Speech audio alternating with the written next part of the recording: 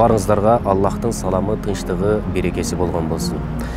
Адамдардын, инсандардын дүйнө таанымы аны курчап турган чөйрөгө жараша болот. Чөйрө инсан баласынын жашоосу үчүн өтө зор мааниге ээ.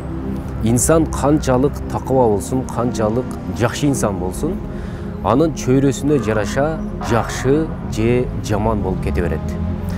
Мисалга ала турган болсок, бир инсан телегейи тегиз инсан. Бирок анын чөйрөсү, достору, курбу курдаштары жакшы эмес инсандар. Демек, анын жашоосу дагы ошол досторуна жараша жаман инсандардын катарын толуктап кете берет. Анткени Аллах Таала ыйык Кур'анда «Я айюхаллазина амануттакуллаха ва куну ма'ас-садиқин» деп айтат. О иман келтиргендер, о мусулмандар, Аллахтан корккула. Жана ошондой эле жакшы инсандар менен, тагыраагы таква инсандар менен чогуу болгула. Кен Аллах Таала биздин абалыбызды билет. Аллах Таала жаратуучу. Биз эмнеге муктажбыз? Биз эмнеден таасир алабыз?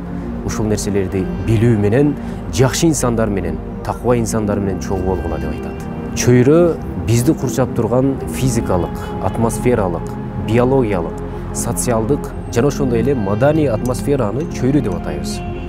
Мунун баары өз ара тыгыз байланышта болушат. Бул байланыштын натыйжасында пайда болгон табигый тең салмактуулукту туруктуу абалда кармап туруучу да адам, аны бузуучу да бул ким экен? Адам экен, инсан баласы. Кандайдыр бир нерсени тигил же бул нерсенин суук жерде муздап, ал эми жылуу жерде ысыгандай эле адамдардын ортосунда да өз ара таасирленүүлөр болот.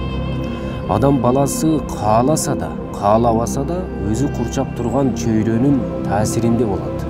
Мындайча айтканда, айланадагы инсандарга бул жөнүндө элибизде жакшы макал бар. Казанга жолосоң көөсү жугат, жаманга жолосоң жалаасы жугат деген. Бул макал жөн айтылган эмес. Анткени чөйрө адам туулгандан тарта өз таасирин тийгизип, багыт көрсөтүп келет. Үй бүлө, дос тууган, кошуна колоң жана табигый чөйрөнүн баары бизди коштоп турган негизги факторлорго кирет. Пайгамбарыбыз саллаллаху алейхи ва саллям айткандай, төрөлгөн ар бир наристе табиятынан исламга жатык болуп төрөлөт. Кийин аны ата-энеси иудей, христиан же отпарас кылат. Хадисте баяндагандай эле, бала төрөлгөндөн тартып чөйрөгө аралашып, оң же терс таасиринен өз насибин алат. Келиңиздер, урматтуу мекендештер. Жакшы инсандар менен чоң бололу. Жакшы инсандарды айланабызга чогулталы. Жаман инсандардан оолак бололу. Ошондо гана биздин жашообуз мыкты болот. Кыргыз айтат: "Сен досуңдун ким экениңди айт, мен сага сенин ким экениңди айтам" дейт. Ошондуктан келиңиздер, чөйрөбүздү оңдоого аракет кылалы. Ассаламу алейкум ва рахматуллахи ва баракатух.